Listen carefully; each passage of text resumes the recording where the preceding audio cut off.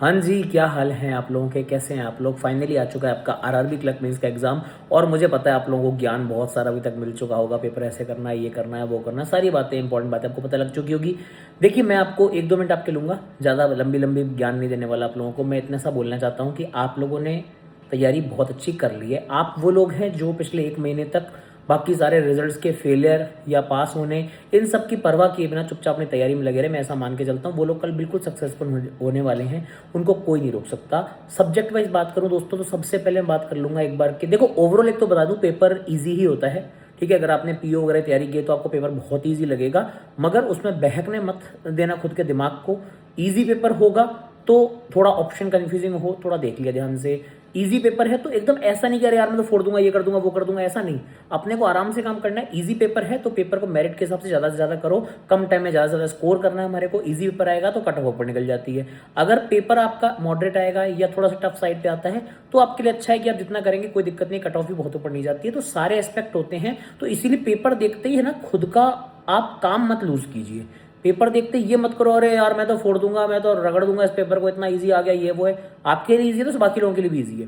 Clerk mains में होता क्या ना भाई, देखो आपको कोई बात बोलेगा नहीं। क्लर्क मेंस में होता क्या है कि पेपर इजी आने पर भी कंपटीशन बहुत हाई रहता है, उल्टा हाई ज्यादा हो जाता है। क्योंकि बहुत सारे बच्चे जिनकी स्पीड ज्यादा है, भले नॉलेज कम हो, वो इजी पेपर को फोड़ने के मूड में रहते हैं। तो वहां भी ध्यान रखिए। मैं ये मानता हूं कि पेपर मॉडरेट टू डिफिकल्ट के साइड ही रहेगा, कोई बहुत ईजी पेपर नहीं आएगा। And that is good actually.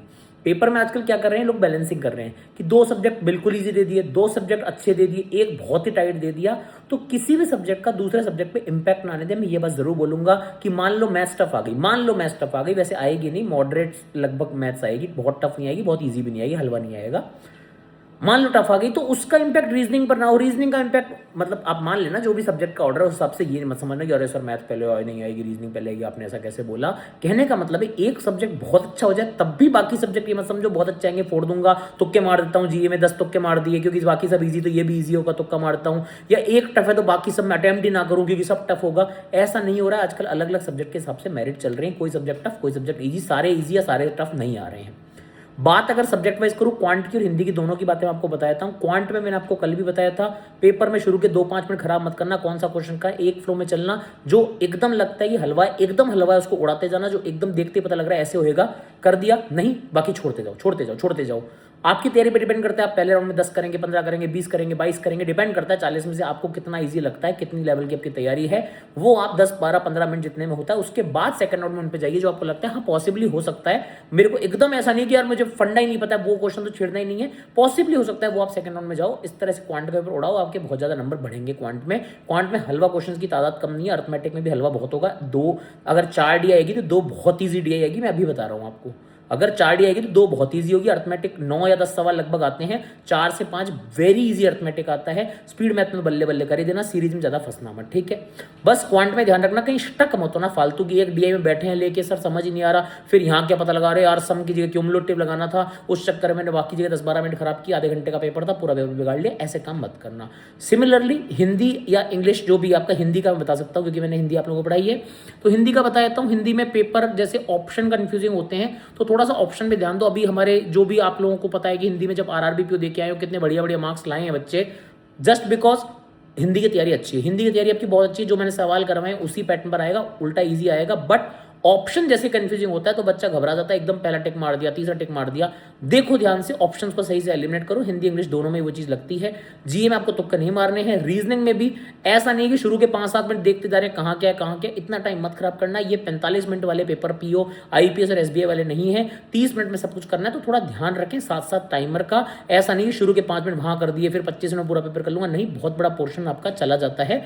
तो ये बात ध्यान रखिए। मेरे हिसाब से लगभग सारी बातें मैंने बता दी। आप ये नहीं बताऊंगा पानी की बोतल लेके जाना, हाइड्रेशन अच्छा रहता है, वो आप खुद देख लेना यार। इतनी बातें तो आप बहुत बढ़िया स्टूडेंट हैं, इतना मैं समझता हूँ। और फिर से ये बोलूँगा, हो सकता है कल सुबह तक आपका थोड़ा डर बढ़ जाए, थोड़ा डर ज़्यादा लग रहा है, नर्वसनेस हो रही है, नींद नहीं आ रही है।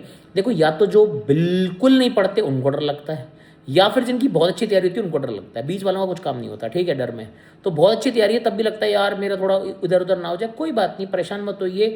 देखिए, साल का आखिरी पेपर है 2025 का। बहुत सारे बच्चे हमारी रिक्वेस्ट से, अपनी समझ से, काफ़ी बच्चे वो पेपर नहीं भी दे रहे हैं जिनका बड़े बड़े एग्जाम्स में हो गया है, ऑलरेडी रिजल्ट आ चुके हैं। तो चिंता मत करिए, आपके लिए सब अच्छा बना है, आप ही के लिए कल पेपर है, मान के चलिए आप सिलेक्शन आपका होने वाला है, बिल्कुल घबराने की ज़रूरत नहीं है। बहुत खुश होकर, बहुत सच्चे मन से जाइएगा, आपकी तैयारी बहुत अच्छी है और आपका रिजल्ट भी बहुत अच्छा रहेगा। मेरी तरफ से आप सभी को आपके एग्ज़ाम के लिए बेस्ट विशेस है, शुभकामनाएं हैं। ईश्वर आपका साथ दे, आप बहुत अच्छा परफॉर्म करें और सिलेक्शन की गुड न्यूज़ आपके घर पहुंचे जल्दी से जल्दी, ऐसा मेरा मानना है, ऐसे मेरे विशेष हैं आपके लिए। बस यही कहना चाहूँगा, पेपर ईजी देखकर भी मत बहकना, टफ देखकर भी मत डरना, पेपर आपका होगा। थैंक यू सो मच, बहुत सारा प्यार। मुझे पता है आप लोग सब कुछ अच्छा सोच रहे हैं अपने बारे में। अपने बारे में एक पॉजिटिव, एक अच्छी बात ज़रूर लिखिएगा कमेंट सेक्शन में। अगर वीडियो को यहाँ तक देखा है, बहुत शांत चित्त से, शांत मन से अच्छे से करिएगा और जो भी डॉक्यूमेंट्स वगैरह सब लेकर जाना, कुछ भूलना मत, ठीक है। बहुत सारा प्यार, ऑल द बेस्ट। एग्जाम के एंड तक, लास्ट तक अपन एकदम साथ रहें 2025 तक। ईश्वर कुछ अच्छा ही करेगा, ठीक है भाई। बहुत सारा प्यार आप लोगों को।